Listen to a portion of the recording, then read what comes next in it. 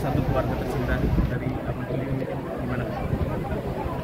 Tentu kita semua merasa kehilangan ya. Pak Beni sosok yang unik, cukup dekat, orangnya apa adanya, makanya semua orang merasa dekat. Apa yang dia lakukan, ya itu dia. Ini tantenya nih, ini Ya. Ya, silakan bareng. Pak Robert bicara aja. Bareng aja. Nah. Ayo lanjut.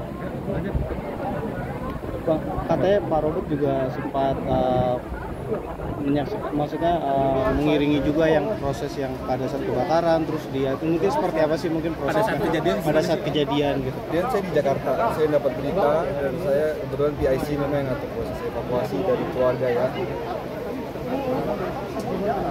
Saat itu Pak Beni dibawa ke rumah sakit dan dadinya masih ada, tapi memang lemah. Hanya karena keterbatasan alat di Bobong. 1 jam kita pantau, masalah itu masih ada dan lemah. 2 jam dapat kabar lagi sudah sepertinya udah sulit. Tapi kita masih melakukan pompa manual. Di sana hanya oksigen dan pompa manual untuk pernapasan. 2,5 jam dikabarin kalau dadinya sudah tidak ada, badannya sudah keras, badannya sudah membiru, dan matanya tentunya pun sudah tidak ada reaksi lagi. Kita berupaya mengirim helikopter dari tempat terdekat manapun, hanya saja kita terkendala di waktu. Sudah cukup sore, helikopter kalau tiba pun nantinya gelap dan tidak bisa kembali juga, jadi percuma.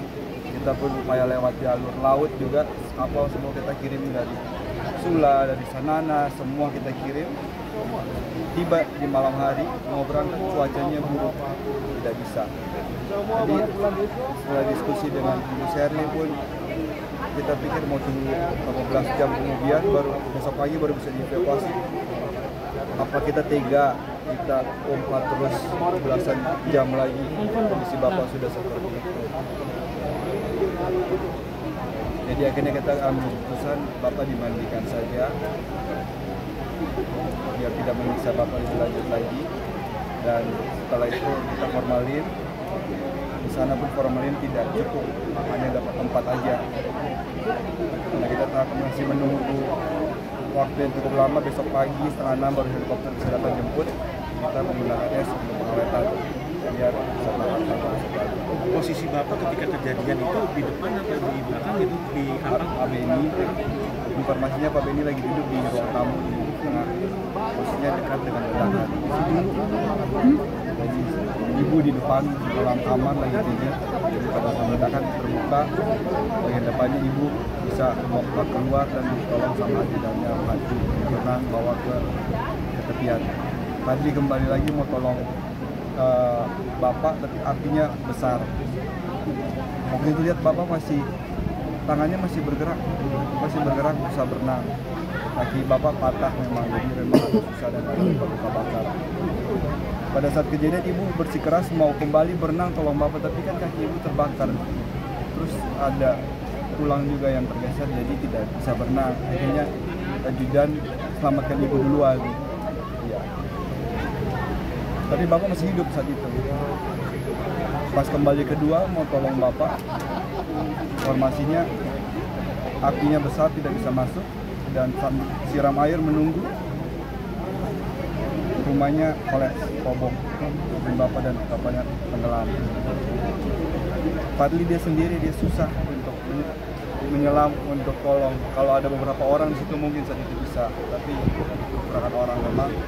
Dan kurang lebih 4 menit kemudian Pak Beni almarhum timbul sendiri keluar dan ditolong semua, dibawa ke darat, dikeluarkan air, nadinya masih ada dan segera dilarikan ke rumah sakit. Yang dua orang dicurigai itu ada nggak? Yang soal itu saya tidak tahu, kita dari pihak keluarga tidak mau berpikir terlalu jauh ya.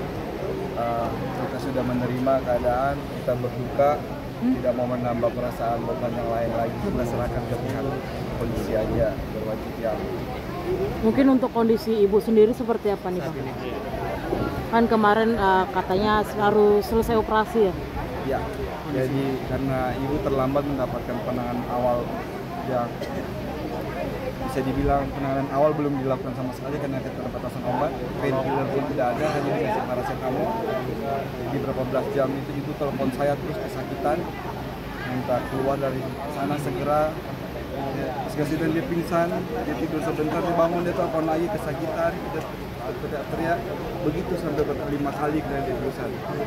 Sampai pagi dijemput pakai helikopter bawa ke Luwu, tim medis, saya ucapkan terima kasih banyak, tim medis sangat siap di bandara, langsung melakukan penanganan, bersihin luka, kasih salep, luka bakar, kasih painkiller, itu baru dia bisa tenang, bisa berbicara.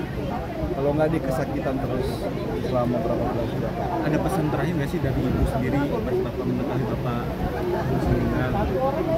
Ibu hanya minta saya, dia pengen bawa bapak pulang ketemu dengan ibu. Bagaimana caranya? Bang, kan kemarin dalam pemberian kata-kata terakhir di rumah duka sempat dibilang kamu terlalu memikirkan orang sampai akhirnya saya kehilangan suami saya, anak-anak saya kehilangan bapaknya. Mungkin seperti apa sih Bang sosok almarhum selama dia hidup? Saking banyaknya orang yang mendoakan, banyak juga orang yang nggak kenal sama almarhum ikut sedih juga. Seperti apa sih? Pak Benny itu karakternya unik ya. Di luar kelihatan mungkin agak kasar, tapi hatinya tulus, hatinya baik. Dia kalau bantu orang itu benar-benar ikhlas tulus. Makanya pada saat kejadian kemarin banyak sekali teman yang telepon saya siap bergerak membantu tulus, semua banyak sekali. Bukan cuma ngomong, mereka langsung bergerak. Jadi di situ kita bisa lihat sepertinya dia banyak tanam budi, banyak tabur. Setelah dia pergi baru kita bisa lihat buahnya yang dia tanam selama ini. Mungkin kondisi ibu pasca operasi seperti apa Bang? Sudah membaikkah atau seperti apa? Di sini obat cukup, jadi pas menggunakan painkiller. Dokter sebenarnya tidak menyarankan ibu untuk keluar, tapi ibu memaksakan diri untuk keluar. Kasih waktu juga tidak boleh terlalu lama sebenarnya, tapi masih merasakan sakit, jadi tetap dikasih painkiller. Mungkin rencana kedepannya setelah sembuh total akan kembali lagi ke Maluku atau bakalan tetap di Jakarta? Soal itu saya belum tahu, kembali ke ibu. Kita bilang ibu harus tenang dulu, jangan mengambil keputusan secara emosional. Jadi setelah beberapa hari berpikir, sepertinya dia akan meneruskan mimpi ibu ke bapak, karena dia tidak ingin bapak berakhir dengan sia-sia. Anak-anak pun mendukung 100%, itu yang membuat ibu kuat. Dan